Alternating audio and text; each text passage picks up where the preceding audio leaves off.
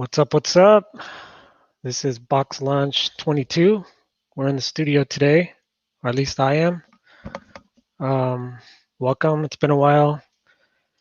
Nathan's in the queue. Of course, you get the phone call right when we're supposed to start, so he will join us in a second. Today, we're going to be talking about product design, and we can go into the reasons. And I'm getting an echo here. Let me lower this. So yeah, we'll be talking about product design today, and probably a little bit of why this means something to us. So anyway, um, without further ado, bring to you Nathan Thompson into the chat, into the live stream. There we go. Uh, Yes. Last Nothing like minute getting a phone phone call. call, right? Right? Rocking the SG today, There you go. startup grind, and Ooh, Karate rocking Kid. the Daniel, the I've got my OG. I've got my hood on. I got my hoodie. There you go. Nice. You're that Kermit meme I was telling you earlier. Yeah, the Kermit meme. Nathan's evil twin. Yeah, exactly. So what's been going on, man? It's man, when's the last one of these we did? Probably a couple weeks after lockdown. Yeah. Did we done a COVID I think we episode? think we might have. Okay. We might have done one. And in classic Sidebox fashion, we always change things up between these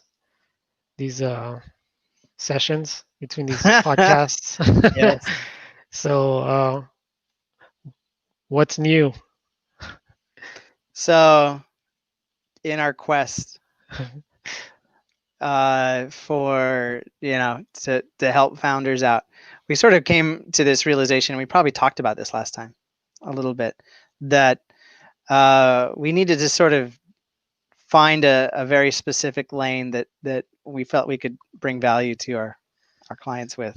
And the truth was that we kind of were, we started out in, doing marketing and branding and stuff for all sorts of companies. And as we started going into it, we realized that we were actually really good at helping with the product as well. And so what we've been sort of what we're doing now is really leaning into the product design side of things, because that's really where we feel we're able to really make a difference. But what's also interesting about that, and we'll go into this more as we talk, we're not sort of leaving that marketing and branding stuff alone. In fact, it's coming with us. And in that way, we're kind of creating a new hybrid of how we think product design should go. And we'll tell you more about that as we Yeah, talk. and what we kept finding ourselves running into was we would get brought on, right, to do some form of marketing or branding or digital thing, website, whatever. Mm-hmm. And then we find ourselves having to market a product that we're not completely sold on, or a product that is basically already set. Like Yes. we would take the challenge, like, okay, we got to market this thing, and we would always say to ourselves, man, if only this thing did this, or if only they would have done this instead, this would be a lot easier to market because it would market itself in a lot of ways, That's right. right? And by then it's too late. We can't just say, hey, we think you should consider doing this or that. I mean, we've tried and we've been successful a couple of times, Mm-hmm. but that's a harder road to Especially take. coming in as a marketing company, right? Hmm. Like, who are you guys? You know? Yeah, exactly. Yeah. And then, like you said, in our quest, right, to figure out what's next, because most, we've said this before, we're like most small agencies that work off referrals and network of people we've worked with over the years, and then we have our daily clients, the ones we have a retainer. But it's like the new clients, the ones we're trying to sort of fill, and the ones we want to market to, which is part of our goal, right? Is to get new clients. It's what's our dream client, and then from there we said, okay, well, what do we want to be doing for them? And we sort of ended up here, right? Which is, this is really, really not only important but desirable for us, where we are in our stage, in the stage of our careers and in our agency's life, Right. which is, we feel like we fit in right here perfectly because we have branding background, we have marketing background, we have user experience background, we have all these things that we bring to the table that sort of all fit in to what product design is. Yeah. And in some cases, and I think for us, it was sort of a discovery of our own, in the sense that, we sort of just embraced startups with open arms. We're like, we're an agency for startups. And so what immediately started happening is founders would hit us up, and, they'd be like, well, here's what I need. And sometimes it was rebranding. Sometimes it was just first off branding. Sometimes it was, I need a prototype. Sometimes it was, I need a pitch deck. Mm-hmm. I need a website. And, what we sort of realized, though, is that our most significant contribution was actually on the product. And Mm-hmm. sometimes we weren't even really asking for it, but we did it anyway. So it's sort of our way of, this is how we work. This is what we think you guys should do. And in almost every case, they were like, we love that idea. Yeah. That's an incredible idea. And they embraced it. And we said, you know what, as we looked at it, we're like, that's really what we think is the most meaningful contribution that we can make as a team, as an agency. And so Mm-hmm. we sort of said, you know what, let's make that what we do at the center, versus sort of something that we happen to do. And that's sort of where it kind of came out of. And we looked back and we said, well, yeah, what's the work that we've enjoyed doing for these startups the most? And it was on that product design side of things. So that's where we're going. And is like Charlie said, like, it's something we're really passionate about. And so we're, excited to kind of be on this road. So what we wanted to do today was sort of give you a little bit of, a little bit of perspective, see how we look at the world of product design. Mm-hmm. Take a little bit of look back on where product design has been, sort of where it's now and where it's going. And give you a sense of our sort of our philosophical take on it, and a little bit of some examples as well to go with it. Mm-hmm. Cool. Where do you want to go first? I like this working title we had for one of our pieces called Product Marketing Fit. Not product market fit, but Yeah. product marketing fit, right? Right. So What's the difference? all right. So we'll start out by talking about what is product market fit. Mm-hmm. So product market fit it's a phrase used quite a bit in the world of startups. And that is when you actually you sort of design your product for a specific market. And when you have the fit, that's when the market sort of acknowledges the fact that the product matches, right? A lot of companies, it's sort of like, it's like trying to engineer a key to fit a lock, right? Just because you have a key doesn't mean you have the key that unlocks the lock. And so a lot of times product design and product companies are basically just engineering as many keys as they can. Like, try this one, does that unlock it? No. Try another one. And they want to get that fit, because once that fit happens, then things kind of click. And that's what you want.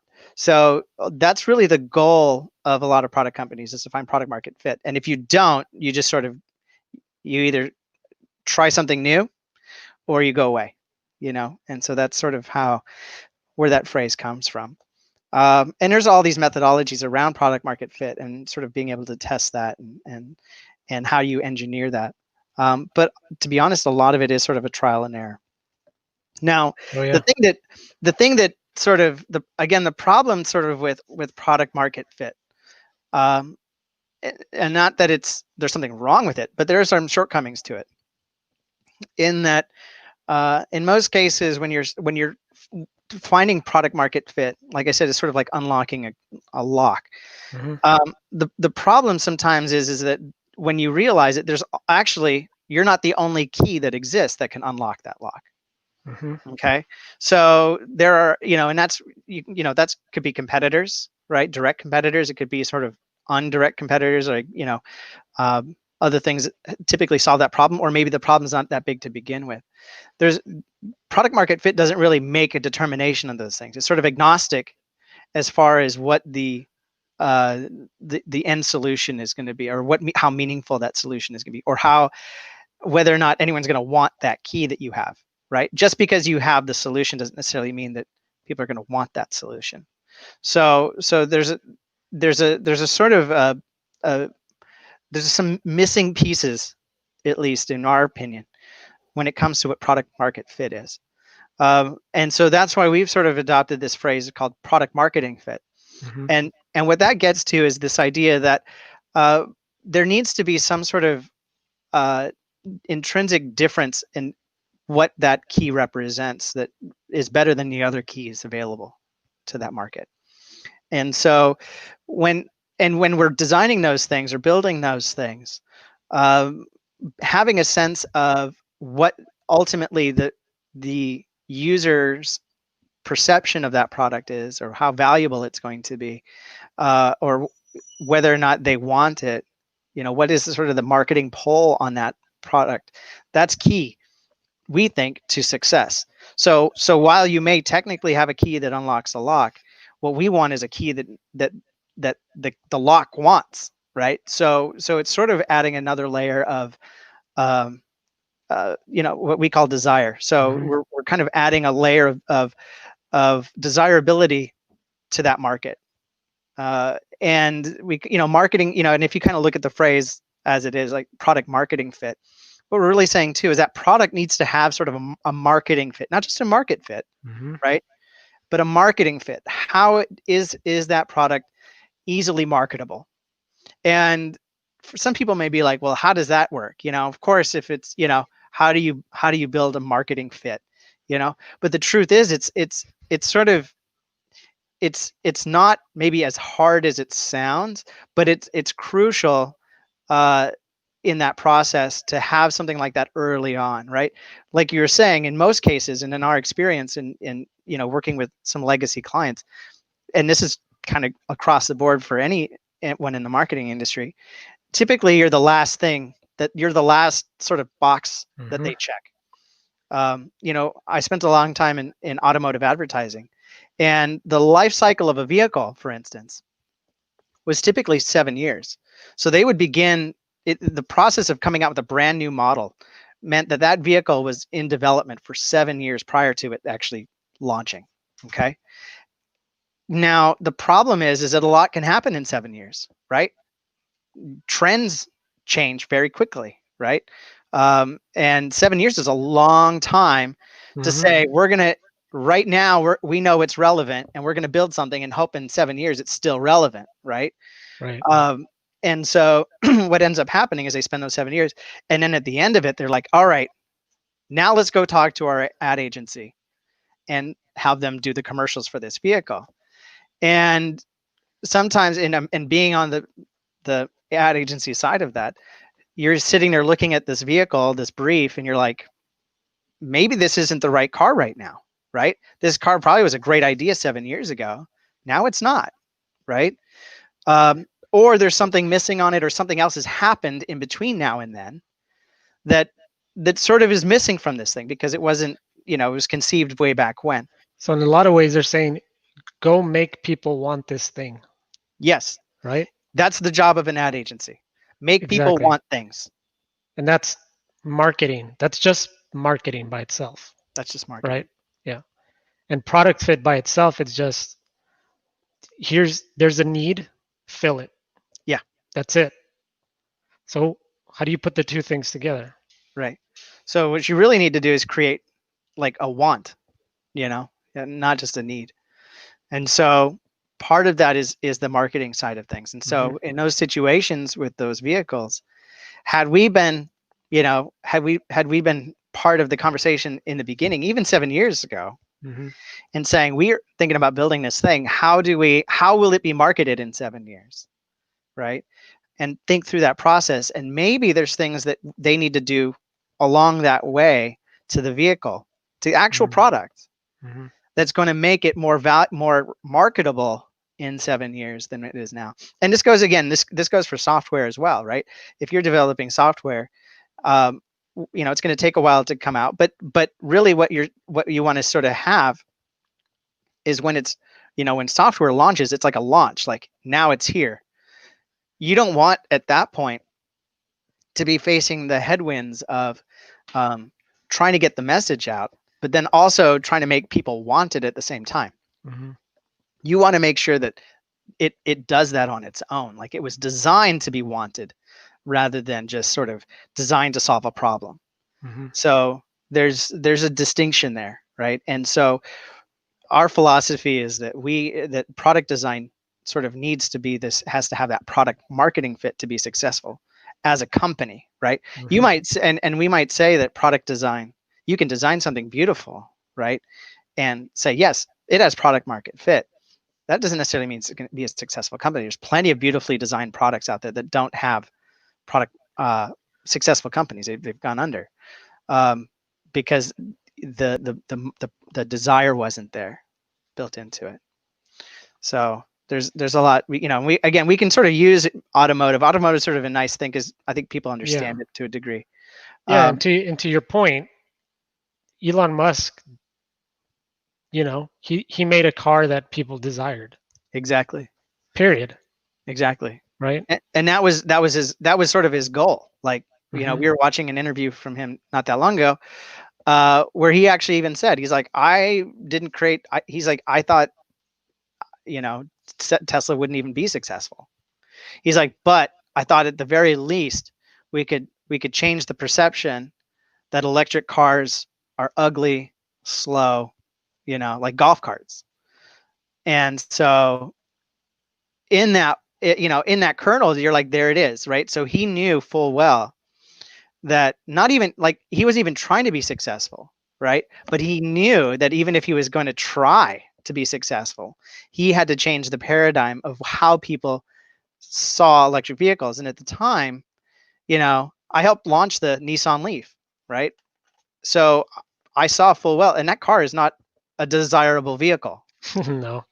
Would even it have now. like 12 miles Dude, it to had, when it charge? first came out, it had like maybe 90 miles to a charge. And that's like optimal. Like most people were getting 60 miles Mm-hmm.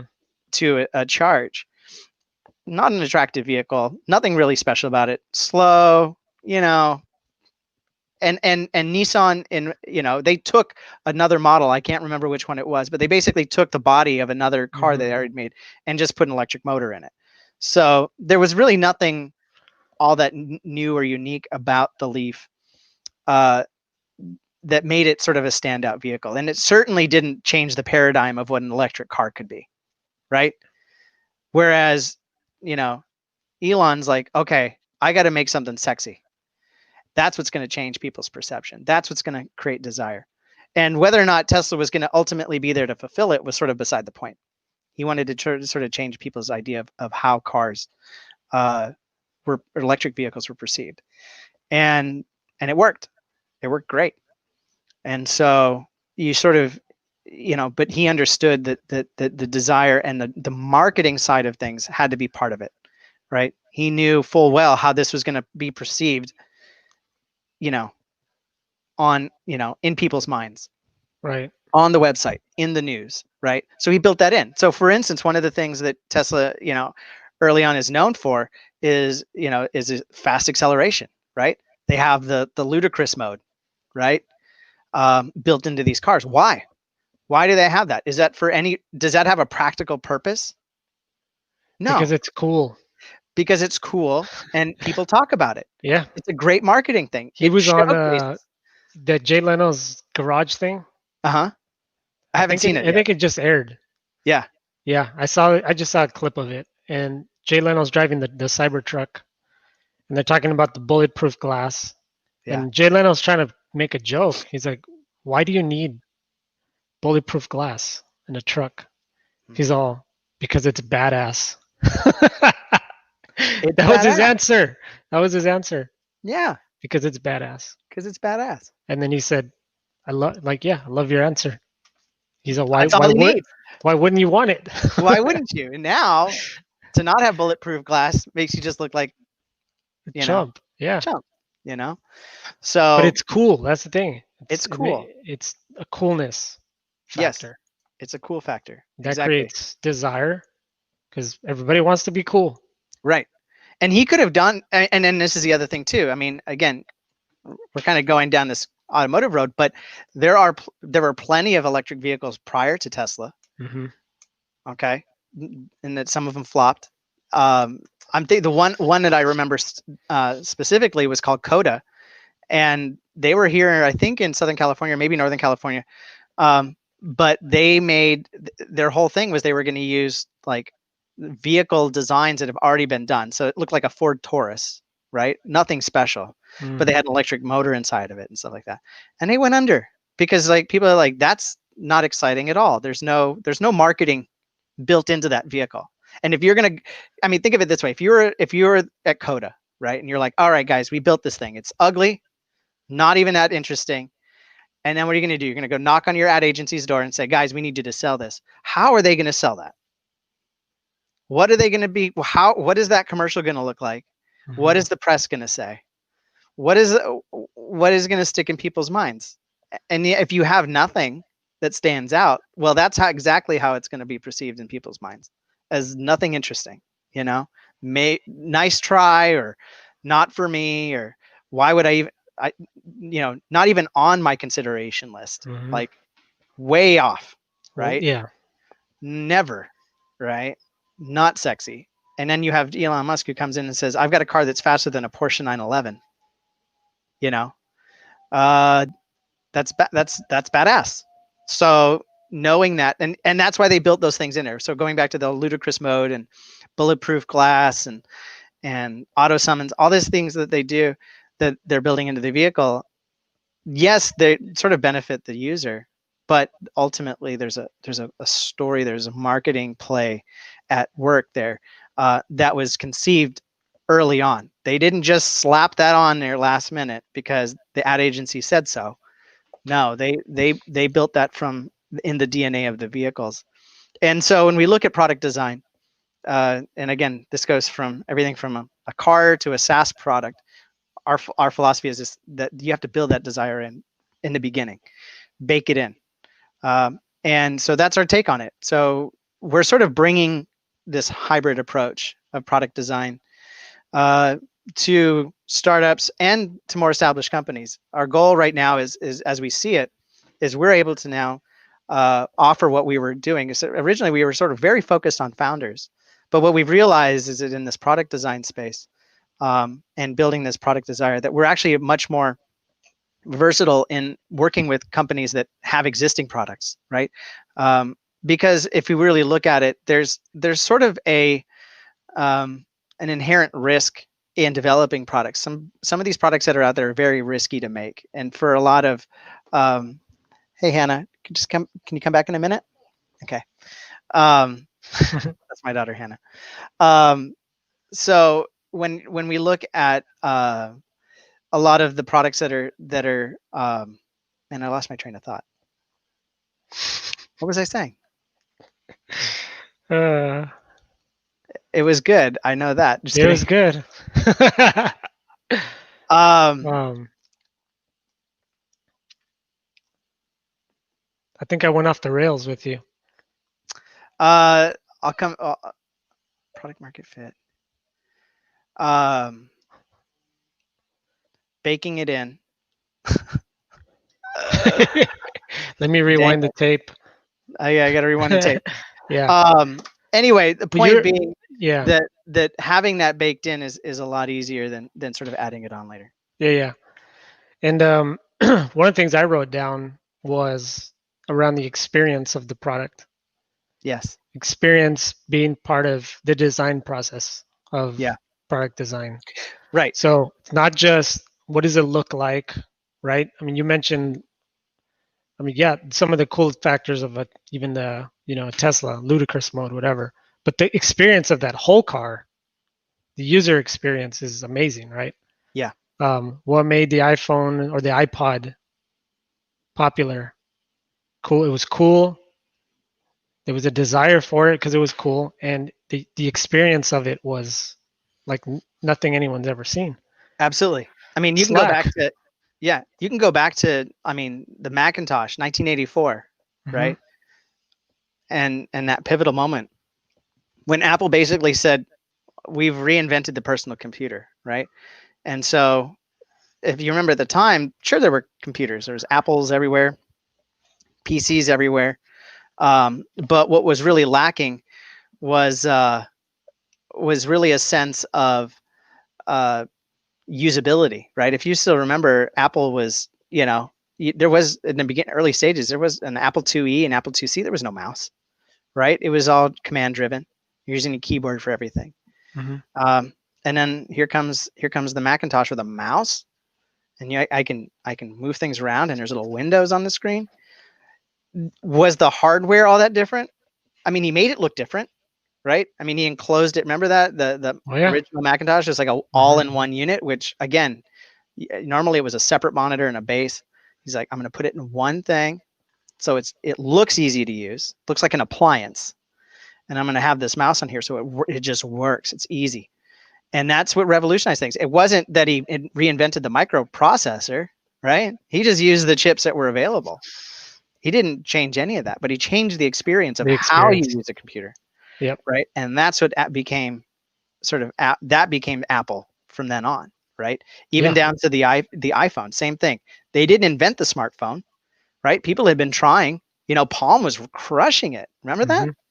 Palm BlackBerry was, too, right? and BlackBerry crushing it. Like everyone was like that, and everyone called that a smartphone. That was technically considered a smartphone. And Apple's like, this is junk. Uh, we think there's a better way of doing it, and they reestablished a different paradigm, a different experience, right? Got rid of the Yep. keyboard, which at the time was huge. That was sacrilege to have no keyboard. Hmm. And Apple's like, watch this, and they did it.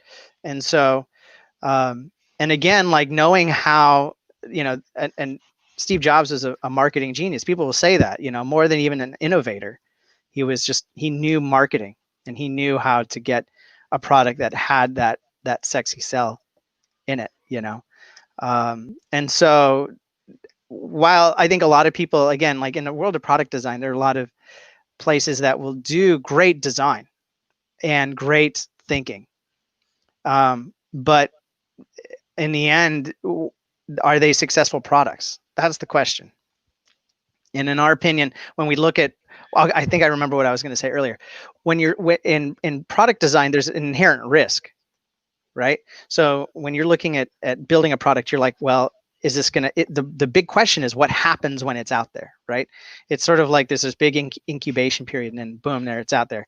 And good startups and good founders and good tech companies will build prototypes. They'll prototype it, do some testing, phase it, and then they slowly iterate, right? They build the MVP. Are people interested in this? Right? Then they build a beta. Then they sort of slowly introduce people to it, make tweaks, and then it comes out. So that's sort of a way of mitigating risk and saying we're going to build something that has at least, and again, that's product market fit. Like that's making the key for the lock. Does it actually unlock the lock? Yes. But user testing and beta testing and MVPing will never tell you whether or not people are going to desire that product, right? That's not the signals that those surveys and those reports give back. That is completely separate. And so when you look at it, if we by bringing in product desire into that marketing, product marketing fit in, what we're doing is saying, not only are we going to know that the product achieves the utility that you're looking for, it's also going to attract the people to it that need to be attracted to it. And so you think about risk mitigation. If I'm Google, or if I'm at Google, or if I'm at Facebook, or I'm at some other company and I'm working on a brand new product, the question is going to be, how do I know it's going to succeed, right? I mean, Google makes products that aren't successful all the time, Sure. Yeah. right? And they have to kill them. and everyone gets upset because they're like, there's, millions of Inbox. people. Yeah, inbox, right? I mean, that was a great product, but the marketing fit was not in there, right? They didn't think about desire. They didn't make that something that anyone would want, especially in the beginning. Now, did it solve the problem? Yeah. But did it do it in a way that persuaded people to adopt it? Absolutely not. Like, you had to go through a painful process of sort of making the mental transition to that tool, and then make it the mental transition back. And so there's just sort of these are misnomers that I think a lot of the product community have sort of taken as a cost of entry. You're going to have to make it, put it out there, and if it succeeds, it succeeds. If it fails, it fails. But what we're saying is, but if you build desire into that product from day one, if you build it with that intent, it's much more likely to succeed, because you've engineered it in a way that it's not just doing what it's meant to do. It's doing something people are inspired by, and that's a big difference. Yeah, I agree.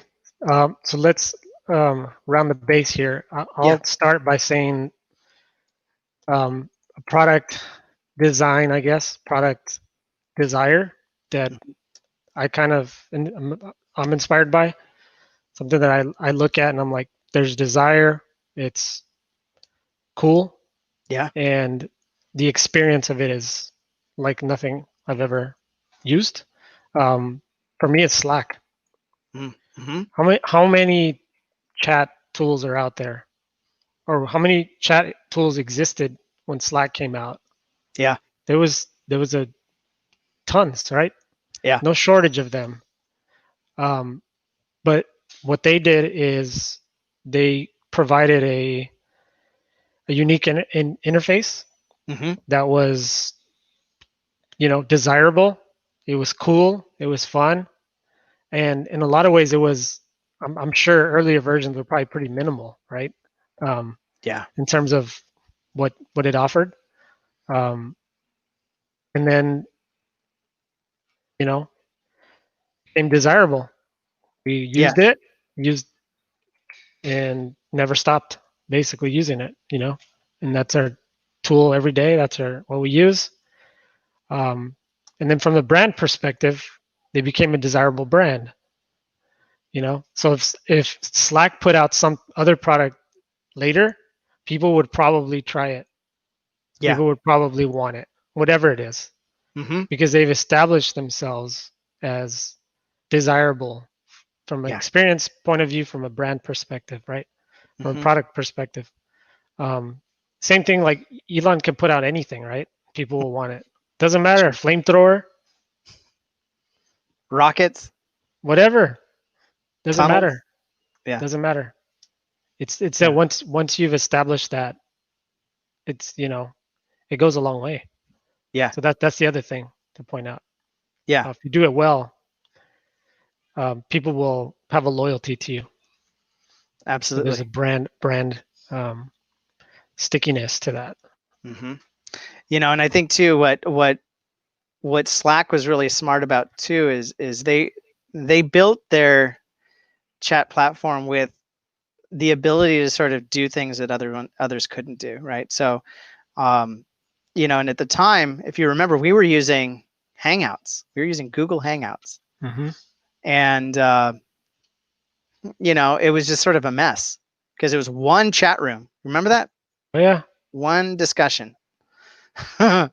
And for our whole agency, it was just a mess. uh, and so in the process of sort of going in, for them, they obviously, there's a whole story about Slack and how it came to be, but they obviously built it for themselves. And I think, to me, that's sort of at the heart of why Slack was also successful, because they knew ultimately what they wanted. And so they built it, because it wasn't a situation where they were like, the world needs a chat platform. No, they were like, we need to solve this problem in particular. And then once they went in and solved it, they were able to say, you know what, there's even more we can do here to make this an application that people will love to use. Right. And so now, you can create all these different workspaces. There's all these integrations. it becomes more of a hub for what you're doing. So they were able to sort of build that into it, Yeah. and not just another chat application. I mean, a good example too is Teams by Microsoft, Mm-hmm. which is their competitor, and it's been taking off. Last few months. I mean, you can look at the adoption rate's been huge during COVID, but most people using it aren't that thrilled with it. No. Because it's just a closed ecosystem. They're trying to put in integrations and stuff in there, but you just get the sense that it's a Me Too product.